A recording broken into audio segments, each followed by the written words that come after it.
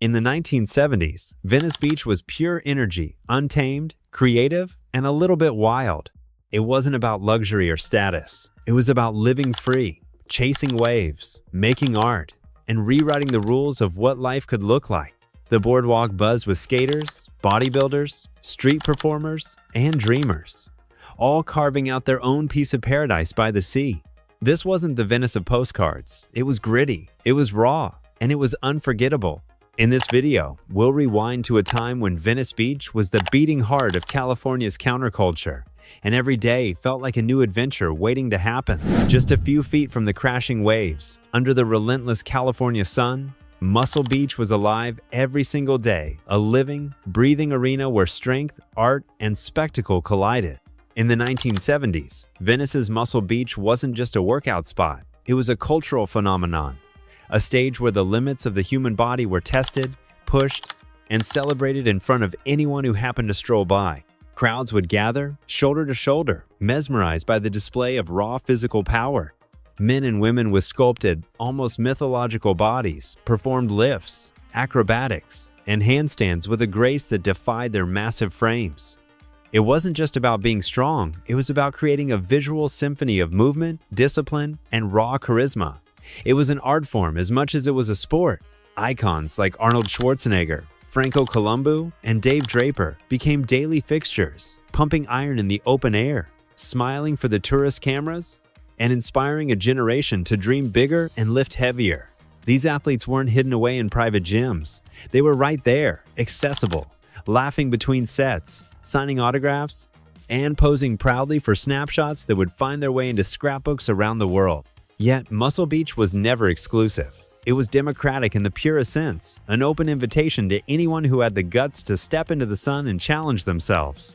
Amateur bodybuilders trained side by side with legends, all sharing advice, encouragement, and the simple joy of pushing the human body to its limits. Beyond the muscles and the fame, Muscle Beach in the 70s represented something deeper, the Californian dream of reinvention. Here, a scrawny kid could become a champion. A shy newcomer could find confidence. Under the open sky, with the ocean as witness, every drop of sweat carried the hope that you could become something greater than yourself and maybe even inspire the world while doing it. While bodybuilders dominated the sand, something just as revolutionary was happening a few blocks away on the cracked sidewalks, abandoned lots, and empty swimming pools of Venice. In the 1970s, a restless group of kids took skateboarding and turned it into an art form, a rebellion, and a way of life.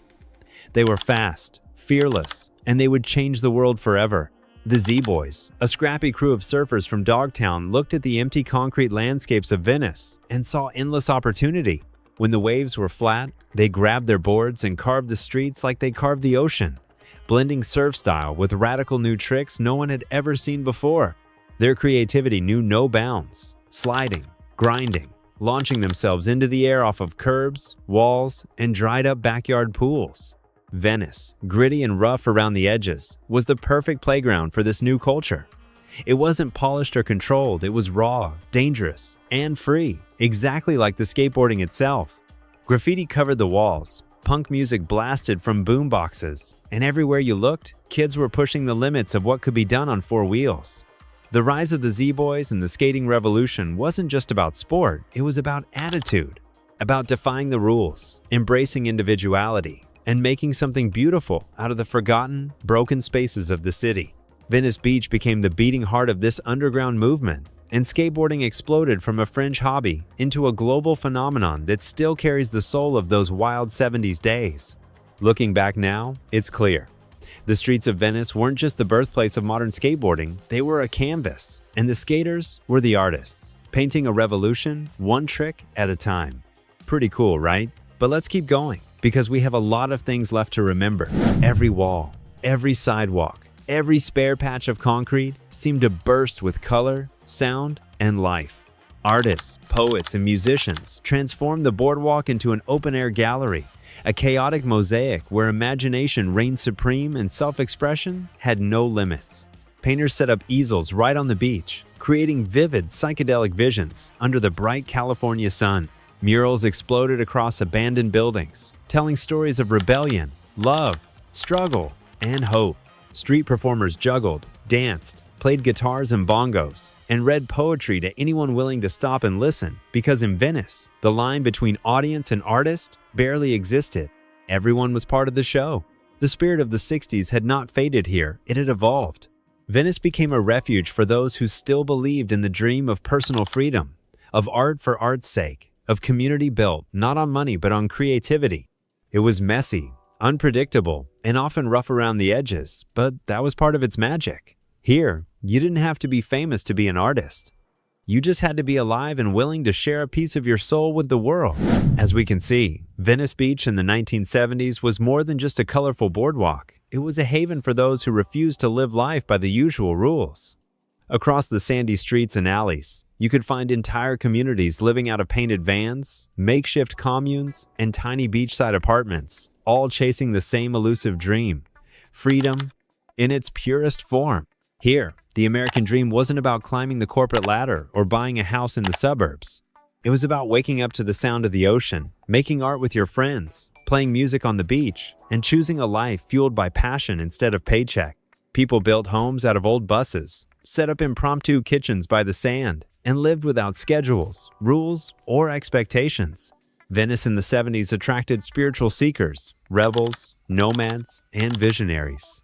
Some were escaping the confines of mainstream society. Others were simply chasing a deeper sense of meaning. Yoga, meditation, vegetarian living, and communal sharing weren't trends, they were daily life. It was a chaotic, imperfect paradise where survival meant resourcefulness and happiness was measured in moments, not possessions. Of course, life wasn't easy. Money was scarce, crime was real, and the thin line between freedom and hardship was always visible. But even with all its rough edges, Venice offered something priceless: the chance to live authentically, to wake up each morning in a place where no one told you who you had to be. So far, you are seeing it very different from today. Let's now talk about iconic cafes and restaurants of those years. Small cafes, funky restaurants, and wild nightclubs became the true heartbeat of the community, offering refuge, inspiration, and endless stories. One of the local institutions was the Sidewalk Cafe, perched right on the Venice boardwalk. It wasn't fancy, and that was exactly the point. With its relaxed, open-air vibe, it welcomed everyone. Surfers in sandy wetsuits, artists sketching ideas onto napkins, musicians talking about their next gig. It was a place where no one cared what you wore or where you came from, only that you had a story to tell. Over burgers, coffee, and ocean breezes, new friendships were born and big dreams were hatched. Nearby, Small World Books wasn't a restaurant, but it functioned like a sacred meeting ground for Venice's bohemian soul. Nestled next to the Sidewalk Cafe, this indie bookstore was, and still is, a treasure trove for readers, thinkers, and misfits. After grabbing a coffee, many drifted inside to get lost among the shelves, dreaming of changing the world with their own words. When it came to nightlife, Venice had its own rough, electric rhythm. While many traveled to Santa Monica or further into Los Angeles for big-name clubs, Venice itself nurtured a grittier scene. The honky-tonk vibe of the Venice West Cafe lingered into the early 70s, remembered as one of the first places where beat poets, folk musicians, and jazz players collided in smoky, low-lit rooms. Even though its heyday was a little earlier, its spirit lived on in countless informal jam sessions and pop-up clubs around the neighborhood. For those who wanted a wilder night, nearby the Lighthouse Cafe in Hermosa Beach, a short ride away, attracted Venice regulars with its legendary jazz and later, its embrace of the new wave of funk and fusion. The cafes and clubs of 70s Venice weren't polished or pretentious. They were raw, welcoming, and alive mirrors of the community they served. In every chipped coffee mug and every sticky dance floor, you could feel it. The spirit of a place that valued life, creativity, and connection above everything else. I wish we could go back to those coffee shops for $1, right? Looking back at Venice Beach in the 1970s, it's impossible not to feel a deep sense of longing. It was messy, imperfect, and sometimes chaotic, but it was real. People weren't there to take the perfect photo or to show off their lives to strangers. They were there to live, to create, to connect. The beauty of Venice wasn't in how it looked, it was in how it felt. Today, the boardwalk is still alive, but something has changed. The spirit of freedom has been crowded out by selfie sticks, curated feeds, and the endless hunt for online approval. The magic that once made Venice a sanctuary for dreamers has been replaced, in many ways, by a glossy, filtered version of itself. It makes you wonder, have we forgotten how to truly experience places like this? Are we so obsessed with capturing the perfect moment that we've lost the ability to simply be in the moment? Have we, somewhere along the way, become ungrateful for the messy, beautiful world we once had, trading real experiences for digital trophies? Venice Beach in the 70s wasn't perfect, but it was alive, raw, and full of soul. And maybe, just maybe, what we need most today isn't another photo for our feed. It's to remember how to live with that same wild, fearless spirit. Tell us what you think. Do you feel we've lost something along the way? Would you trade today's polished world for a chance to walk those chaotic, colorful streets of 1970s Venice, where magic was real and no one needed a filter to find it?